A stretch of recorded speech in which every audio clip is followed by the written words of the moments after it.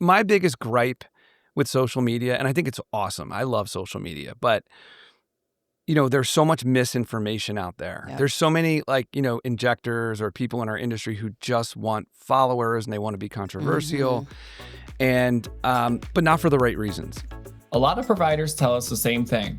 I love treating patients, but running the business, that's where I'm overwhelmed. Whether you're just launching your med spa or already running one, Moxie is the all-in-one growth system built to help you scale without the stress. With software, marketing, compliance tools, and expert coaching all in one place, Moxie helps you grow faster and more confidently.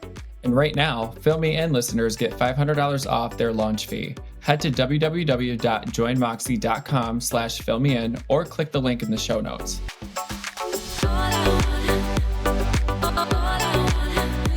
All right, guys, welcome back to another episode of the Fill Me In podcast. I'm Injector Jon. And I'm aesthetic nurse Nicole. And I'm Dr. Matthew Pinto. Yes. You just stole the words from me. Yes. Oh, I did. And we have a special guest today, Dr. Matthew Pinto. Thank you for joining us today. Yes, thank you. I didn't want that awkward silence where you guys are waiting for me to say hello. I know. And you're You're following suit. It's great. Introduce yourself. You're a natural. You are. Oh, my God. So Dr. Pinto is in South Jersey at Vive Aesthetics. On this last episode, I told how I met you at Skin Vive's launch. And you were telling everyone we say Skin Vive because, you just taught your patients how to say your practice name. But tell us about yourself. Tell us about your practice. I was just there recently. He's got a beautiful training center in there. Oh, wow. Yeah, she came and graced us with her presence. It was awesome. So I've been in practice now for 13 years in this actual practice. We moved recently to this new building, but 13 years. But I've been doing aesthetics since 2006. So yeah. I'm like a dinosaur. Did you lay an egg yet? 2. So I got into aesthetics like really early on. I was just at this conference at Needle Art, and everyone there is like, I would say younger for the most part, most of the people except for the speakers, and it's like when they find out I've been doing this for so long, they're like, oh my God, like I did it before HA fillers came out. Like how about that? That's crazy. Yeah. Yep. And it was just neurotoxin. By chance, by luck. I got into this business by luck, honestly. Which was how? Tell us the story. Yeah. So I was a family medicine resident in Fort Lauderdale. Okay. And I was doing, in 2002, I was in my last year of residency, and I was doing a derm rotation in South Beach. And there was a dermatologist. He was a cosmetic dermatologist at the time, which really didn't mean much because they didn't have a lot of the technology that we think of every day now. Right. And he's like, I got this new stuff called Botox. And he literally was learning how to use it. So I was fascinated by it. I finished my residency. I worked a couple years in family medicine in Florida. And I was talking to a mentor of mine who was he was a family medicine doctor, but he did workman's comp. And, at the time when I got into family medicines, when HMOs were kind of screwing up fees and, all the older doctors were complaining that you can't make any money. You have to see too many people. So this guy told me, he's like, you need like a hose. You need something you can stick in somebody, internal medicine. They can do, you can become a cardiologist and do catheterizations. You could do GI and do scopes. He's like, family medicine, you need to find something that's his was workman's comp. So I didn't like that. Yeah. I didn't want to do that. Don't blame you. And so I moved back to New Jersey, and I was working as like a sick doctor in an internal medicine practice temporarily until I figured out what I was going to do. And I met a woman who was my patient, and I just, I like to talk a lot. I asked her what she did for a living, and she said she's an esthetician at a new medical spa. And medical spa was like a brand new term. So I was like, wow, I'm like, I really want to learn how to do that stuff. I want to do this. And so she's like, call my boss. Yeah. So I called this doctor, and he had just opened this franchise. It was out of Arizona. And it was in Cherry Hill, right around the corner from my practice now. And he said, you know what? I don't want to really do it. I just want to own it. And so he's like, you're hired, essentially. Wow. I mean, I met with him once, and he hired me. Yep. And he sent me to California, and I did my first Botox training with Dr. Arthur Swift. Wow. Yeah. Wow. And That's crazy. What a great first training. 2006, Wow. I believe it was. Yeah. So, and then I went to a training in New York with Dr. Michael Caine. Like these guys are sort of These the godfathers are of our industry. Yep. But back then, I didn't know any better. Right. And there was not training like there is today. It didn't exist like that. There was a few trainings here and there. And so I started doing it, and I learned on the job, essentially. Yep. Then Restylane came out, and we started using Restylane. And then Juvederm came out. And, but when I first started, I was using CosmoDerm and Cosmoplast. They were the fillers that Allergan made. Skin test people, they lasted like a month. Wow. It was crazy. So that's how I got into the industry. Did you do Sculptra then too, or no?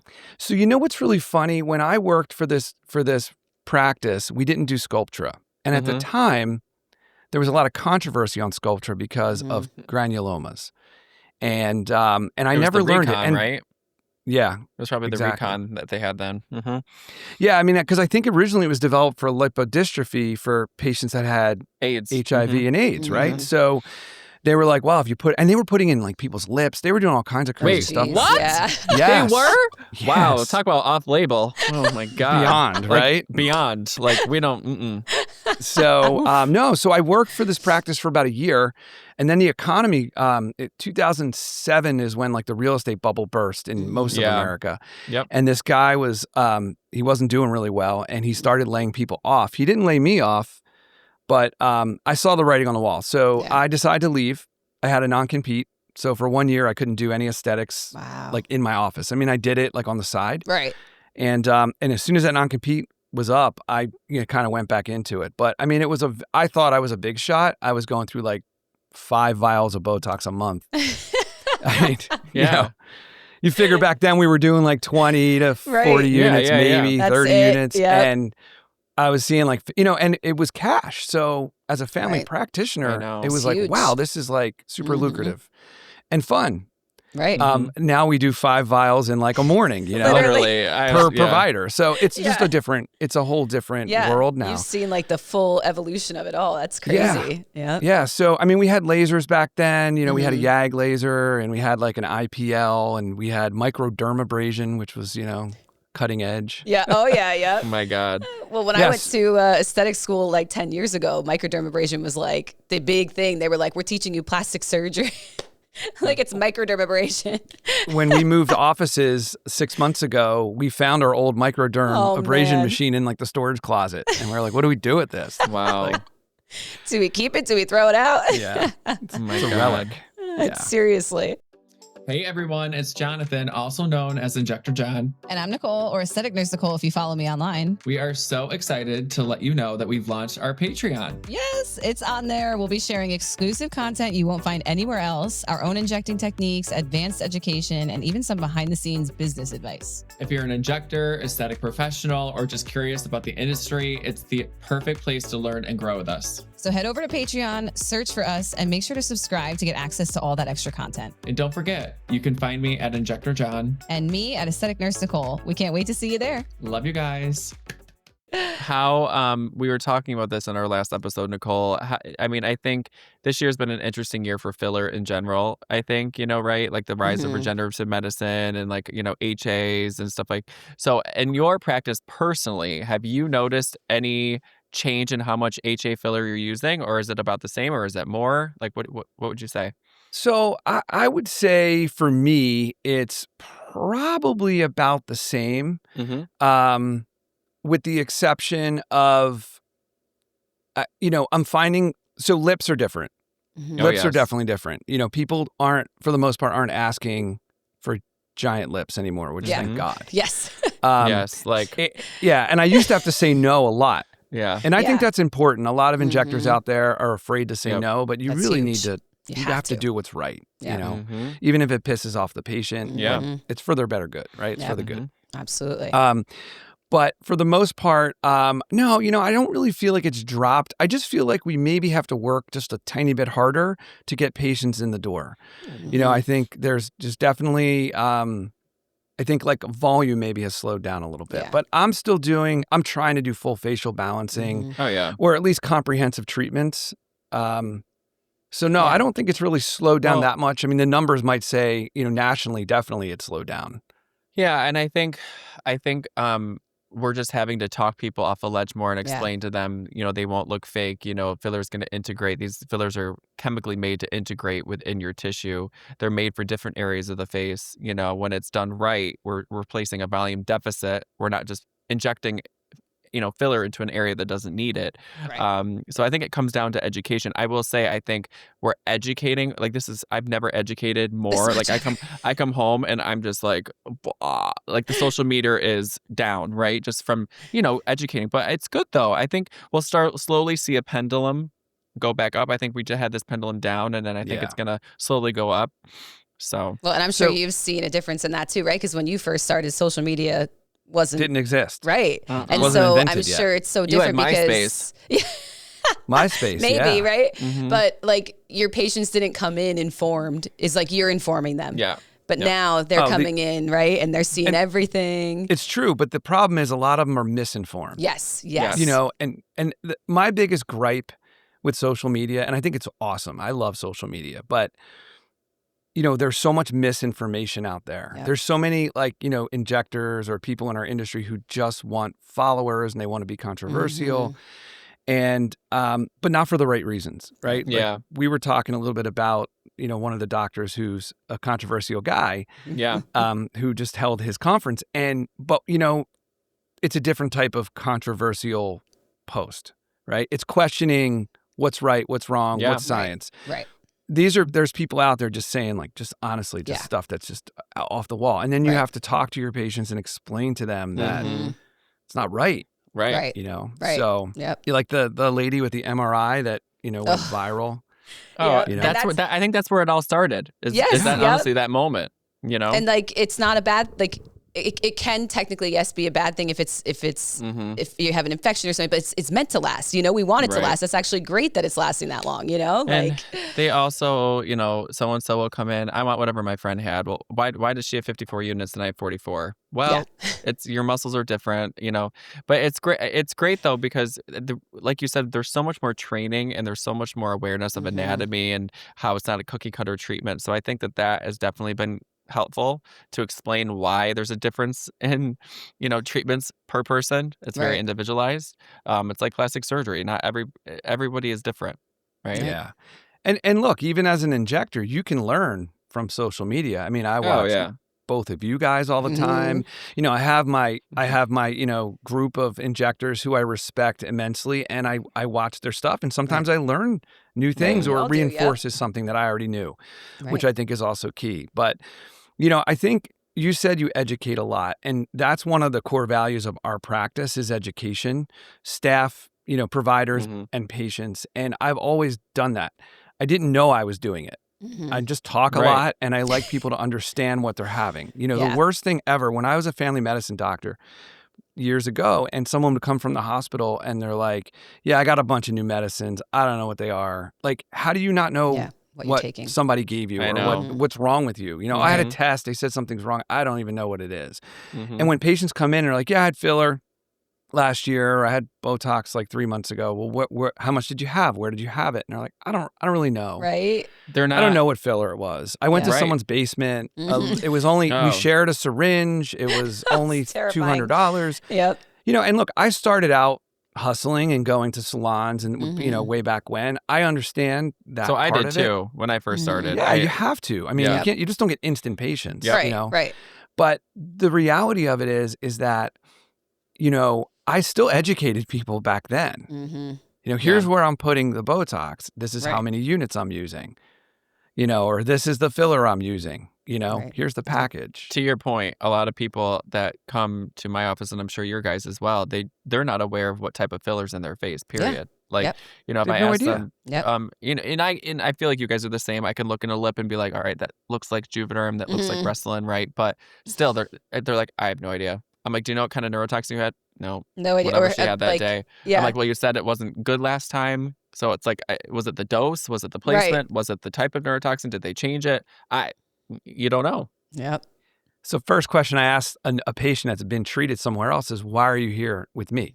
Did you move? Was there, did you have an issue with your other injector? Did you not like the results? Was it cost? Like, what is it? Because I want to know, because, if they're like, they dropped my eyebrows every time I went there, and I'm looking at the patient and they're already hooded and they have, really deep, lines in their frontalis. And then I'm like, well, look, I really can't treat too much of your forehead or else and they're like, well, no one ever told me that, Yeah.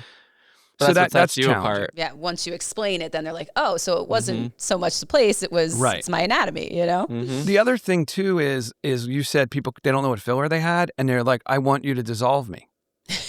Well, how do I know I can dissolve it unless I know what it is? Right. Yep. I mean, I can guess. Yep. You can kind of tell what the areas are, but you never know. Yeah. Especially now when we have different injectables that actually stimulate fat in the face now. What's it called? Renuva? Yeah. Renuva. Yeah. Which is growing in popularity. There's other things. I mean, I'm sure people are getting that and they're thinking they're getting filler. I mean, there's people that get Botox and they think it's filler. Like, yes. Listen. Yeah. I'm like, oh my God. Yep. New Botox patient, MA comes out and says, oh, so-and-so's here for her Botox appointment, but her concerns are her lips or her lower face, and it's like her jowls. I'm like, okay, I mean, I can do a little bit. She says she's here for chin filler, but it's Botox. But it's her forehead lines. Yeah, and you're like, well, all right. Okay. No, honestly, the cheek is an area of anatomy I didn't realize was all over the face, because some people are like, they're here for their cheek filler, and then they're pointing down here. Yep. Oh, yeah. No, I tell this story all the time. I had someone come in and wanted lip filler, and we always give them the price beforehand because I just think it's important to be, make them aware. Transparent, yeah. And she was like, well, on your website it says it's $15 for a unit. And I'm like, oh, we have a lot of education to do right here. Sure. Yeah. So patients, you think they know, they don't know. Yeah. Dr. Pinto, I like to call it this term called the butthole clincher. So what would you say when you're injecting someone's face, your butthole clenches a little bit? Like what is an area that... Does it have to be just one? It doesn't. Like, what are areas that you're kind of like, and you're 13 years, right? You said? 16? Injecting? No, almost 20 years. Oh my God, I'm sorry. 20 years. 20 years no, injecting. I like 13. I sound younger. So okay. So I'll tell you the one that I clench the most on is liquid rhinoplasties. Okay, and you do them at your practice? I do. Yeah, I do. And I've had great results, but I also had a vascular occlusion twice. Oh my God. Wow. Yep. Once was on a staff member. Thank God. And once was on a patient. Thank God. And they both resolved with the proper, care. Oh, that's good. Care. Yeah. And I don't think they were embolic. I think it was probably just a little compression. Yeah. Was it more the tip or was it the bridge? So, one was a patient who was just getting like volume in her cheeks, and there was like a little bit left, and she's like, of course, it's just a little bit right there. Always. I had done it on her before. It was like 0.05. Yeah. I mean, it was the smallest amount, and then it made some changes. So that was more on the tip, and the other one was actually on the bridge. Wow. So, almost at the top. And so that was kind of scary. Yeah. So I would say that. Now, I'm not gonna lie. I didn't have a known vascular occlusion probably for like 16 or 17 years. Yep. And I say known because I may have had like a mild one that just resolved on its own. Right. Yep. Just it looked like a really bad bruise, and it just thankfully had enough, flow. But like the reality of it is you're gonna get one if you inject. I mean, it's gonna happen. So that's a clencher for me. And then I would also say, and it doesn't happen as much anymore, but when I was doing like jawline, when I first started doing jawline, and I've, put in a decent amount of product and I don't really see what I thought I should be seeing. Yes. Yep. And you've already, you told the patient it's going to be like, 4 syringes, and you're at like 3, and you're like, oh my God, it doesn't really look what I was envisioning at this point. And it's like, am I going to just throw another syringe in for free? Because I can't like change the price at this point. Or do I just, so that's, not giving a result that I'm proud of. Yeah. Sometimes is a bit of a clencher. But I would say the nose is probably the clenchiest biggest one of all. Yeah. And that's why I don't do it. And you both can do it. And I'll refer to both of you. I was trained, I was trained on cannula. Yeah, that scares me. Yeah. No, I'm good. And then I did needle a few times. It came out great. I had no issues, knock on wood. But I think I just lost sleep over it because I'm always, if it bruised, I was like, oh no, right. Panic, yeah. But I just decided not to do it, and I just refer out for it. Yeah. I've I have questioned whether I should do it, still sometimes. But the reality of it is I've had like 3 patients cry with tears of joy. Right. Yep. Like that's how life-changing it was for them. Yeah. And, maybe they should just get a regular rhinoplasty at some point, but it wasn't in the cards for them, So to me, that was, that really, it's like, okay, just because it's challenging and I have to be a little bit more clenched while doing it, if I can do it, I know I can do it safely and I can manage any issue that comes up, then I'm going to do it. And absolutely. And just like I separated it to 2 sessions. I don't know if you do that, but I do like a very small amount and have them come back 2 weeks later. Because in my mind, it's just like as long as I'm not putting too much in the area, I'll be a little bit safer. Yeah, I haven't done that, but I have had to touch people up. Yeah. After it's settled a bit, So and they last a long time. They do, patients. which is a great thing, right? Mm-hmm. Yeah, but you watch some other injectors do it like online or something, and they're just like going crazy, and I'm just like, oh my god, I don't do that. You know? And I love cannulas. I use them everywhere. Yeah, but sticking a cannula in the nose, I know it just doesn't. Yeah, it doesn't seem right. Yeah. I know. Mm-hmm. I had a complication years ago. I used to work for a plastic surgeon, and that's actually how I learned noses, and that's why I still do them to this day. But we had a doctor in the area did radiesse to someone's nose, and the guy, half of his forehead was all mottled. And he was like calling us in a panic, and we're like, oh, and that's back like right when, radiesse was still like newer to all of us. And we're like, you could try Hylenex, flood it with saline. Like, we're not really sure, but it's scary. That's why you got to be so careful about what products you're using and who you're going to see, Oh, 100%. Yeah. I mean, personally, like if I have a question of like a vasal occlusion, I just dissolve. And I haven't really had that happen, but it's important to know where the foramens are, where, facial artery, coming from, all of that. And all the branches, and I'll actually like insert the needle and try to aspirate. And if I'm aspirating right into it, then I would inject the Hylenex right into that instead of like flooding the area. I feel like sometimes when you flood the area too much, it just causes more trauma. Yeah, that's true. And then you're like, and it doesn't feel good for the It doesn't. Right. No. Yeah. Oh my gosh. Do you do ultrasound at all, Dr. Pinto? So I have a Clarius ultrasound, and I would say I play with it. Yeah. I'm still trying to figure out. I can find vessels, and I can use it, but I haven't mastered like using it while injecting. Yeah. I have used it while dissolving a few times, and I think it definitely helped. It's a lot harder than it looks. Yeah. Holding it still is not easy.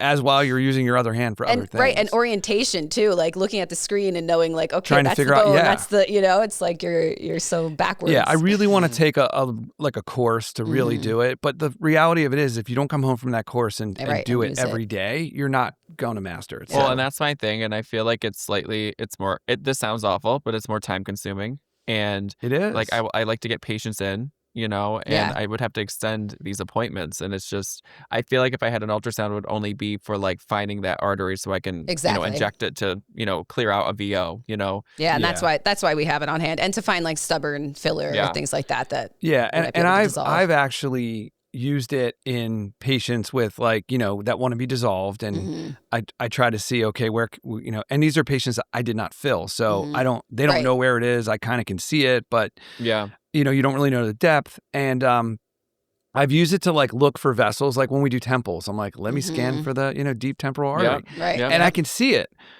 But then translating that to the injection is the part that I really want to learn. So I don't really, I wouldn't say I do it on a regular basis. It's more for dissolving. It's more for, someone comes in and they're like, I had filler like 4 years ago and I feel puffy and I don't like it. Can you dissolve me? And I'm like, and I've never met them before. Do you just have a puffy face? Right. Is it a malar? Is it malar edema? Is it a festoon? Is it filler? So I'll try to scan it, and look for that. But instead of just throwing Hylenex in somewhere that might not even be filler. Exactly. Right. So just to shift it is fun though. Yeah. Oh yeah. Yes, for sure. Just to shift a little bit, Dr. Pinto. Yes. When did you open up your practice? Originally. Yeah. So I closed my family medicine practice and I opened up my aesthetics only practice in 2012. Wow. Okay. Has it always been Vive? Right. So, there's a funny story with that. No. When I was in primary care, it was not called that. A friend of mine's wife worked for a big ad agency. So as a favor, she helped me come up with a name. Okay. Every name I sent her, and this was through email, every name I sent her, she's like, no. So one day she sends me this, Vive, V-I-V-E. And at the time we did a lot of medical weight loss. I started doing medical weight loss. Okay, yeah. Way before, I started doing medical weight loss in 2010. Interesting. Yeah. Ooh, 2010. And that's when I realized I could get out of family medicine because my weight loss practice was cash only because insurance didn't cover it back then. Yeah. And I was watching people become healthier. Right.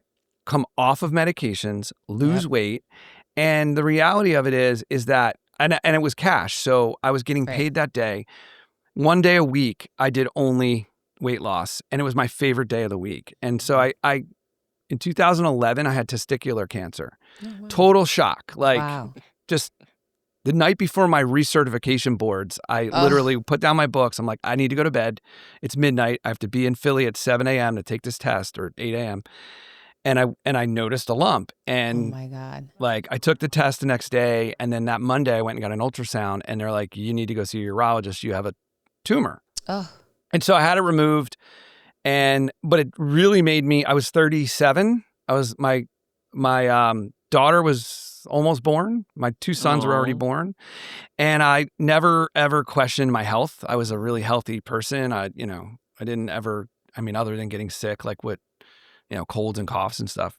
And so it made me really sort of look at my life and say, absolutely, why am I waking up every day and doing something I don't love when there's something else that I do love, which was the weight loss and the aesthetics. But the aesthetics was small. Mm-hmm. I already knew I liked that. It just was hard to get patients and right. I didn't really have a dedicated facility. So okay. So that's when I made the move. Question. I sold my family medicine practice. I opened up Vive. Mm-hmm. And so the funny thing is, about a year after I'm open, patients keep saying Vive. Vive, Viva, Vive. And I'm like, it's Vive, right? How do you spell five? F-I-V-E, right? Dive, D-I-V-E. So why would you think V-I-V is Vive? So it's like Disport and Disport. Yeah, I can't. exactly. Right? Mm-hmm. So I run into my friend's wife out, at a party or something. And I said, Kelly, every time someone says Vive, it drives me crazy. Yeah. I go, why did we pick this name? And she goes, what do you mean? Why does it drive you crazy? That's the name. And I was like, because we only did it through email. There was never a phone conversation. Oh my gosh. So I said, wait a second. You came up with this name and it was Vive and I'm being calling it Vive. And so isn't that great? It's supposed to be Vive? According to her. Well, that's now hysterical. It's Vive. But according to me, it's Vive. So, yes. When I think of Vive, I feel of I'm alive. Exactly. I think of it's a vibe. Revive. Okay. It's a vibe, right? Yeah. Exactly. It's a vibe. I'm alive. Yeah. Okay. That's exactly my point. Okay, so you just answered my question as to why you made the switch into aesthetics. That's what I wanted to know. And I think, how was it when you first, we have a lot of listeners that want to open up their own practice or even maybe thinking about it. They might be at a practice where they might want to pivot and get out and brand themselves, do their own thing. How hard was it for you to grow a panel of patients? Well, I'll be honest with you. When I did sell my family medicine practice and opened up the original Vive, it was mostly weight loss patients. Mm-hmm. It was, that's really what we had because that's what I had already built up over the past 2.5 years. Mm-hmm. And so the aesthetics was a much smaller component. So really how we built it was through, and marketing was so different back then. Yeah. I mean, people were putting ads in newspapers, radio, TV, magazines, we have a SJ magazine. The joke of SJ magazine is the only people that advertise in it are the doctors. The only people that read it are the doctors and the lawyers and the dentists that advertise in it. I'm dead. But, so we did a lot of that type of stuff. Believe it or not, I did a Groupon way back then. Yeah. And I didn't want to. The practice that I was at did Groupon.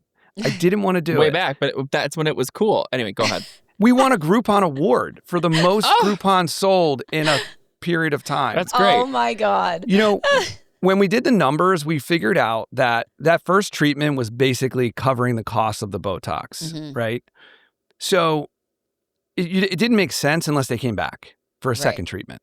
And that I looked at it as that's my challenge to wow them so that they come back, right? Mm-hmm. Because the price shoppers that just hop around to different Groupons back then weren't the people you really wanted. Right. And so what we did is we made a really aggressive, creative way. Hey, if you buy your next treatment, like in the next 2 weeks, see your results, make sure you like me. We'll give you another discount. It wasn't as big. It was maybe like 15% off or something. And that worked. And so while I didn't want to be a Groupon practice, we did some strategic thinking and we're like, it's cost effective. I mean, advertisements were expensive and a lot of them didn't work. Mm-hmm. I mean, I was on the mat in a diner, like when you sit down and there's like all this, I did everything. And I think word of mouth. I'm currently at the 9th and 18th hole of a couple golf courses. I'm on the back of like I mean, why not? Like I any opportunity, like at least when I first started, I was like, you need to get your name out, you know? Yeah. Referrals for sure are like charities, the top. Sponsorships, like all of that was huge. So that gave us a good base. And then really from there, it was really just, I think, giving the patients a wow experience. Yeah. We in our practice, we like to say we want to create raving fans. Mm-hmm. We want them to want to come here. We want them to love coming here. And, we call it the Vive experience. Like the Vive experience starts from the phone call to checkout. Mm-hmm. And, I'm probably the least important person in that equation because they have to like get to me first. Right. And that's the hard part. And then once they leave, and so that's how we really built up, Jon. I mean, it really was, I was hustling. I was doing like salon parties. I was, advertising. The Groupon really helped. It's funny. Dr. Subio said he did one as well. So, I didn't want to be one of those like cheap places. Right. So we tried to add value to our Groupon. Yeah. Yeah. All right. That's great. Yeah. How many patients would you say you have now?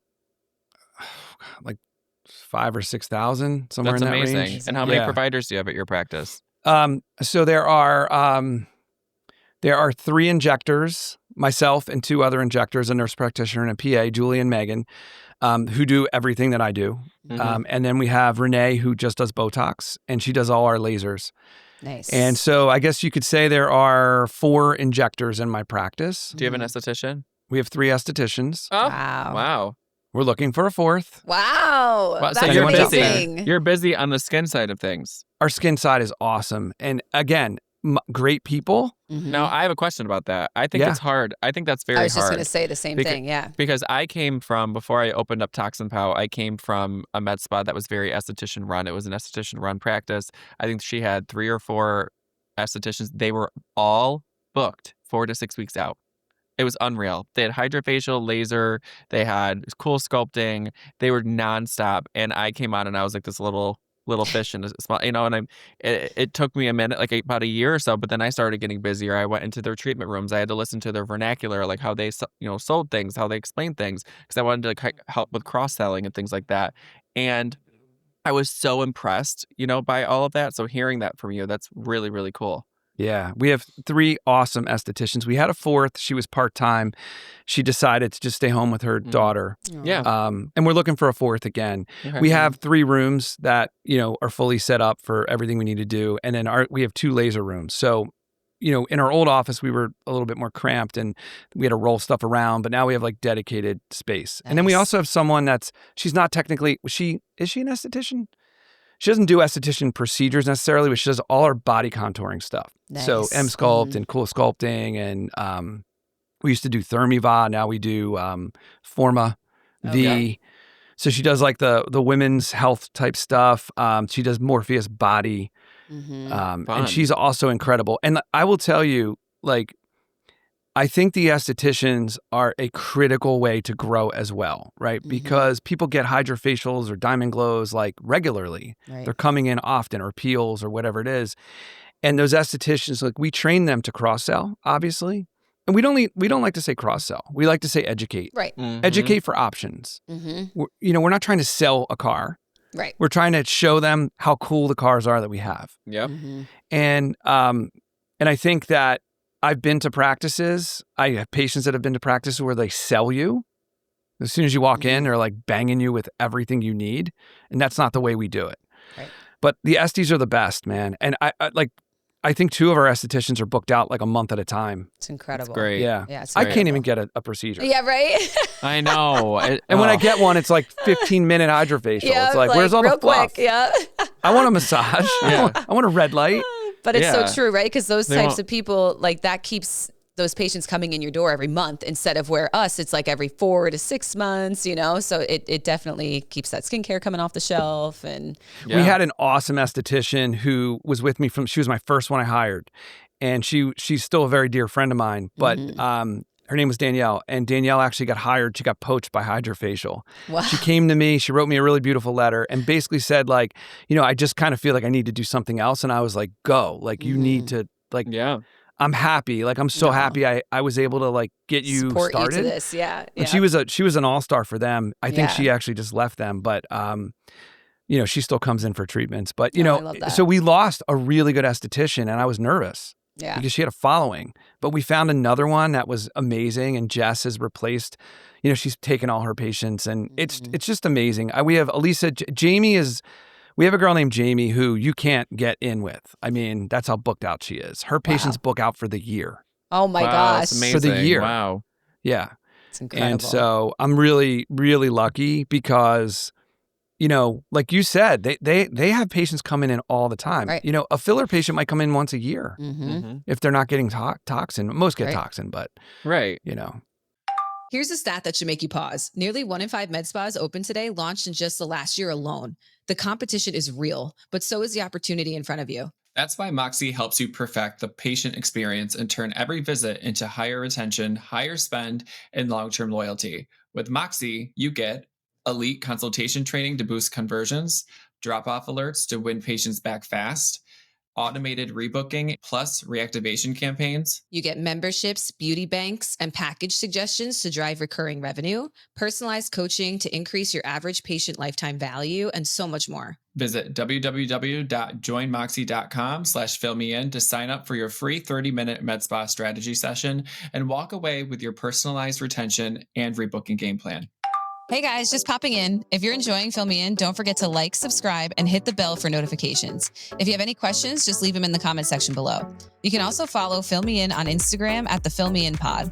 And don't forget to follow us on Instagram and Patreon, Injector Jon and Aesthetic Nurse Nicole. Thanks for watching. So let's talk a little bit about your education and like training. So you're an Allergan trainer. I am. Yep. Are you a trainer for any other company? I am not. Yep. How are Just you loving? Allergan. How are you loving being a trainer? Being a trainer changed so many things for me. Mhm. First of all, I met cool people like you. You know, like I used to see, you know, there's people on Instagram that and I, vice you know, versa. I was just fans of. And John, we met on the plane. You remember with remember. Michael Anthony from Rhode Island. Yeah. And then we were in the transportation to. Yeah. That was wild, right? We sat on the plane for like 5 hours, never knew, and then got off the plane and we're like, oh, we're all getting in the same car. I'm literally looking next to me and I'm like, excuse me, but like I was like, who's this silver fox with this gorgeous wife? I was like, I can't. Like the most beautiful couple. I'm like, and then we get off and I'm like, oh, you're an injector? Like what? Oh, you're coming with me? You're coming with me? Oh my God, this is great. It was. And I was like, damn, he's got style, man. You had like, I think you had like fancy luggage or something or a bag. And I'm like, this guy's awesome. Oh man. So for me, all right, so I'm not going to lie. I was asked to, you know, sort of like get into the training by some Allergan people. And at first I said no. I'm like, I don't have time. I hear like, you. I don't want to, you know, I have little kids at the time or they're, Right. you know, I have a lot of kids, too many. So we have 5 between my wife Oh and I. my So. gosh. Yeah, that keeps you busy So, for sure. Nanny. but my office manager, Madison, was like, you need to do this. You know, you need to make time for it. So she convinced me. I got chosen and it has opened up so many windows and doors for me. I mean, the people I've met it's amazing. Like, you know, I'm friends now with, you know, Leslie and Nicola and Steve Yolen, like people that like I idolized. And now like we text and hang, you know, when we hang out when they're in town or if I'm there. You guys, I mean, Nicole, we've been together on stage a couple times. Yes, And you were here. Yeah. So And you're coming up. You guys are we're going to be on stage together? again we're doing a Codafana anatomy thing. How amazing is that? Oh, we're so I'm excited. nervous, man. I'm nervous. Like he's like, this is why I love him, right? Because I'm so excited in the back of my head. I'm like, I'm freaking out. He's like, oh my God, you guys. I mean, I'm just glad I'm not injecting. Like I'm just the MC. I just get to do what I do best, which is talk. Oh my God. But that's why I love him, because he'll fill the silence while I'm injecting. But dude, he's so intense. Yeah, he's very intense. He's so intense. So, I'm excited for that. So I've met a lot of amazing people. I've learned so much. What's so important about what we do as trainers, though, it's not teaching the most advanced technique, right? Yeah. That's cool. It's cool to know how to do an awesome cheek or an awesome chin or, whatever. But it's really to make sure that like the basics are being done. Right. Like there's cleanliness, there's lighting. They have the right size needles. Yeah. They have cannulas on, and the right kind. They have alcohol and Hibiclens and Puricin. I'm a Puricin guy, but me too. Me too. Yeah. Oh, yeah, me too. And you're like, oh my God, like it's the things you see. Yeah. The things you see. I did another training where the doctor wasn't supposed to be there. It's his practice, but he doesn't inject all that much. But he decided, I want to do one of the models. And when he put the introducer in for a cannula, he hubbed that thing like down to the, he was trying to push it through her or something. And I was like, oh God, yeah. And I didn't know what to do. Like, do I tell him you're doing that wrong? Or do I just let him, do I make him look bad in front of his staff? It was really delicate. And I said, let me show you a way I do it. Right, exactly. Right. Yep. I think that is really hard. An eighth of the needle goes in just to make a hole, the whole right? Thing, yeah. Yeah. I think the biggest challenge for me is educating with cannula. Like if they've never used cannula before, it's like articulating the words on, like make sure that you insert the cannula the same way that you inserted the needle. Like that does not click for people. Yeah. And it's like they'll go ahead and insert it and then they're pulling and I'm like, don't push it. Yeah. And I'm like, all right, it's okay. Yeah. And if they've never used a cannula and you want them to go deep to the superperiosteum and they have to pop through the SMAS, and they're afraid. They're afraid. You sit and there they're for like, 20 it's not minutes. going. And then I'm like, you're like, all right, let me just, if it's a state you're licensed in, you can do it. Fine. But if you're in I was in North Carolina, I can't touch the needle. I know. Oh, I had a training in North Carolina where they anesthetized the patient. The patient was unconscious when I walked in. What? She was out. They gave her like Versed and like lying. Propofol or something. Really? You're lying. Oh, I swear on my life. Oh my gosh. I was like, this is so weird. That's so weird. That's how they treat their patients there. Oh my God. It just seems like. So like I just got out. Pronox. Pronox I just got, and it's honestly Pronox is one thing, but right. But like John, this lady was like comatose. General anesthesia. And towards the end, she would like kind of like moan and like move. Oh my God. But for the most part, she didn't move. Was she going like this? They always scratch their nose. Well, with the Pronox, they try to they can't hit their mouth. Once they get enough puffs of enough that thing. in there. Yeah. Oh, that's no. crazy. So I've seen all sorts of things. I have a whole list now that I send ahead of time. Or how about the patient that wants chin filler and they look like Jay Leno? Oh yeah. Yep. No. And how many times you ask for the model pictures and you don't get the model picture? And then you show up and you're like, "Ooh, I don't know if we could do this." Yeah, I mean, I know. I'm sorry. I've been to one where they told me after the fact that they had no Hylenex on hand. Oh, that's tough. And it's tough for us to carry that because it should stay cold, right? Yep. So. Yeah, and one thing I want to add to this convo is I think the biggest thing that I've seen when traveling and doing trainings is the first 15 minutes I always sit down and I want to know why, what brought them into aesthetics and why they're here. And I would say there was a few that said oh my God, it's it was a nurse and it was an ER doctor and they left the hospital or they still work at the hospital and the ER doctor looked at the nurse and was like, oh my God, we should open up our own place and do our own thing and make some money, And right away when they say that, I'm like, okay. Red flag. I just don't know if they're in it for the right reasons. And then you go to train them and sometimes the medical director or the doctor or whoever who's overseeing, I'm like, nope, you should stick to medicine and you should have this person only inject. Do it for you. You know what I mean? It's just, I don't know. It's a fun field. It is.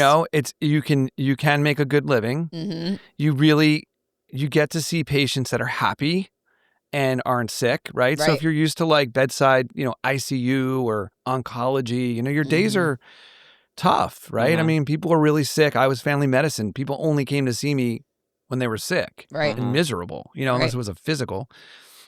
So you're like my husband. He's family med now. Is he? And he does the medical weight loss in my practice. Well, that's great because now that was awesome because that's where I realized that like, you have to do something that you enjoy doing, right? Yeah. You become a doctor or a nurse practitioner or a PA or whatever you are in life. And if you don't wake up every day and have some passion for what you're doing, you spend most of your time at work or asleep. Let's face it, right? There's very little in between.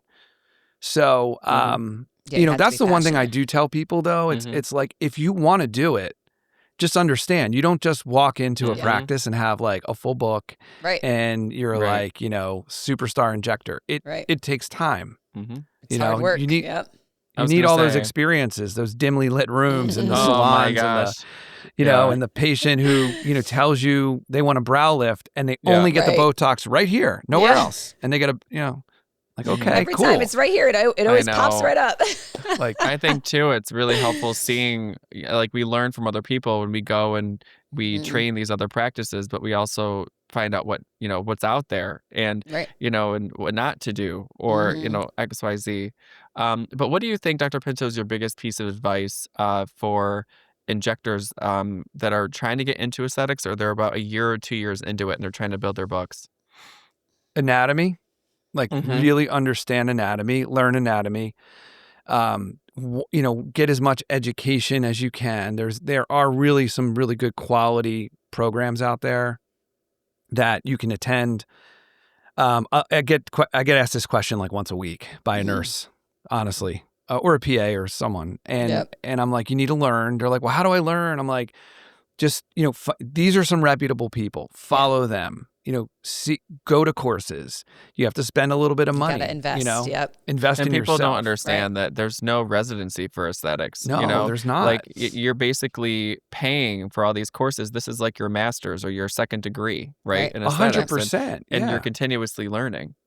Yeah. So I would say do that. And I would say, so that would be number one. And I would say, like, try to find a place where you can actually learn to inject. There are courses out there where you can actually, just sitting in the crowd is one thing, but at some point you need to put your hand on a needle. Yeah, get some hands on. It is hard, right? Because you have to find an opportunity. And the best thing I can say is, you can't give up. It might take time, and it might not be your dream job the first place you go. It might be horrible, but you need to get those experiences. So I say determination, not giving up, education, and really mastering anatomy. Because if you understand the anatomy, and look, I feel like I have a pretty good handle on facial anatomy. I'm petrified to stand on stage with Dr. Kodafana and not know something. So, you always learn. Like, you learn all the time. It's a never-ending learning experience. But yeah, you got to learn the basics. That's really important, because when I do trainings, you can tell who understands anatomy and who can't. And the newer injectors that understand it, they pick it up a lot faster. We were just talking about this in the last episode. Like, if you can visualize what's going on under the skin, you're going to be able to give a better result, For sure. For sure. 100%. I love 100p, Jon. 100p. 100%. Do you have any questions for us, Dr. Pinto? Oh gosh. Yeah, I do. So what made this podcast come to fruition? How did this start? Nicole, you want to answer? Was it me? Yeah, I mean, you asked me. You were like, if we would do it together. I just feel like podcasts were starting to be a thing. Now they're very popular, but a couple years ago, like, I was seeing people starting them, and I was like, we got to hop on this. And if we stay consistent with it, I think we could do a good job. So I asked a few people, actually. Liv was one of them. You were one of them. And me and Jon just stuck. We clicked. Yeah, we've been besties like since the Skin Vive launch. And I think too, we wanted a platform where we could collaborate with other providers. And, I think this industry or profession that we're in can get super ultra competitive, and it can bring out the best in people or the worst in people. And I think to have this platform where we're all equal and we're all learning from each other is really what we wanted to give out to the aesthetic profession. And for us, also patients, we have so many listeners that are patients as well. So it's, it's nice for them to hear a little bit of our personal side, but then also, what goes on in our heads. Right. Yeah. Give back a little bit. Yeah. So one of the things that I was hoping you would ask me. Oh, okay. Okay. Was it on the list? I'm so sorry. It was on the list. Does a patient stand out? Oh, yes. Yes. Tell us about it. So if you follow me on Instagram, which I'm hoping I get a couple, like at least 2 more followers. I know you guys follow me. But I did a post a year or 2 ago on the why. Like, why do I do what I do? Like, why am I here? Mm-hmm. So when I first started in aesthetics, I had a lot of family medicine patients that I was treating in my family medicine practice. And when I opened my new center, a bunch of them like came and followed me. And there was a woman who was not wealthy, was not like, driving around in like a Rolls Royce or a Mercedes. I mean, she was a very middle class person, but she loved getting treatments. Mm-hmm. And she would, if I said, hey, you need 5 syringes, because that's what I felt she needed, she's like, okay, right? Never questioned the cost or anything. Right. Was such a great patient. And so one day she was in, and we were taking her afters and we were showing her the before and afters. And she started to get like teary, and she said to me, when I come here, I look better. And when I look better, I feel better. And when I feel better, I do better things for other people. Mm-hmm. And I was like, oh my God, this is like the greatest thing I've ever heard in my life. Oh, that's a cool, I love that. She was I haven't seen her. She was an older person, and I haven't seen her in a couple years. I don't know if she moved or something happened, but her name was Diane, and she said that to me, and it stuck out, right? Yeah. Like in my head, I'm like, that's why I do this, because I'm sure you guys have heard it, especially being in like ICU and stuff. Like when I first made the change, they're like, oh, what's it like being a fake doctor? Oh, yeah. You're what's it like not practicing medicine anymore? Yep. And I'm like, I make people feel better, look better, and be happier than you. My biggest peeve, and this is nothing against estheticians, my biggest peeve is when they go, oh, you're my esthetician. And I'm like, I'm no. I'm an NP. Wait, you can prescribe for me? You can prescribe tretinoin? I'm like, yep, I can. I actually can. Yeah. So that's my why. It's honestly, it's to make people feel better. Mm-hmm. I can tell you as a family practitioner, and I was a good one. I had a really huge, when I left family medicine, patients literally were calling me and begging me to be their private doctor. Mm-hmm. They were offering me money. Yeah. They're like, I'll pay you once, a retainer. It wasn't because I didn't like them. Yeah. It was because I wanted to do something else. But I never really got the same feeling that I got from what that woman told me that day when I practiced regular medicine.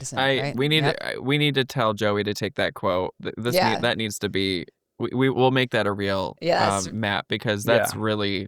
I love that quote. Yeah, it's such a. It was innocent, right? She didn't think about it ahead of time. It just came out. Yeah. And this woman did. She dedicated her life to helping others. She volunteered at all kinds of places. Her husband had fallen and was paralyzed, and he had all kinds of health issues. I mean, she was, or she is. I hope she's still around, but she was amazing, and I will never forget that day. It's ingrained in my brain. It's just it will never go away. And when I have a patient that's difficult, or I have a situation that's with just a day where you're just like, this sucks. Owning a business sucks. I don't want to deal with this. Mm-hmm. I just think about her and why, and then I'm like, okay, exactly. Yep. I can handle this. So absolutely, that's amazing. I love that. Key. Such a good message. That's such a good message.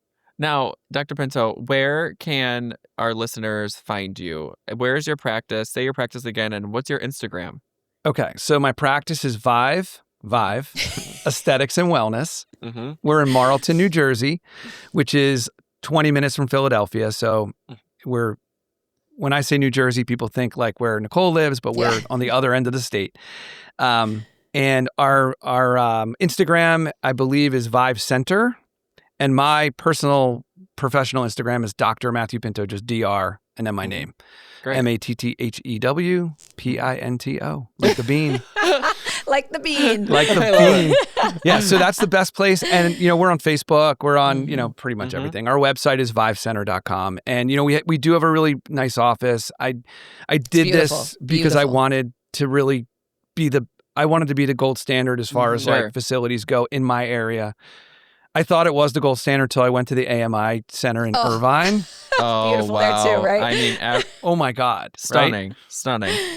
Yeah. No, but your practice is gorgeous. And that training room you have is incredible. Yeah. And so my goal is in the next year or so is to really get an actual training program up. So new injectors, people that want to get into the industry can come learn from someone who is going to teach them the right way. And, my like shtick when I do trainings or when I'm on stage doing like an elevate or something is, and Nicole's seen me, I give it real and I tell you how to I talk about like how to talk to a patient, how to do a consultation. It's not just about the knowledge. It's not just knowing what to inject, where to inject, how much to inject. You have to develop a relationship with the patient. And I have patients that probably would bury a body for me if I asked them. Oh my God. It's the relationship, right? You have to have that rapport. I mean, really, like you could do no wrong, but that's developed over time, and it's trust. Being honest and real. Yep. There's a lot of unreal. There's a lot of people who are fake in our industry. Absolutely. That's one of my pet peeves about the social media is the fake. Yep. I know. It's just. And it's sad because it gives us all sort of a bad name when they do stuff like that. But you guys are real. That's why I gravitated towards both of you. And that's why we love you too. Yeah. Yeah. So it's fun being with colleagues who are like-minded, for sure. Oh, absolutely. For sure. Yeah. My God. Well, thank you again You're for welcome. taking time out of your Sunday to be our guest. Again, Dr. Pinto, thank you so much. And until next time, guys. Bye, guys.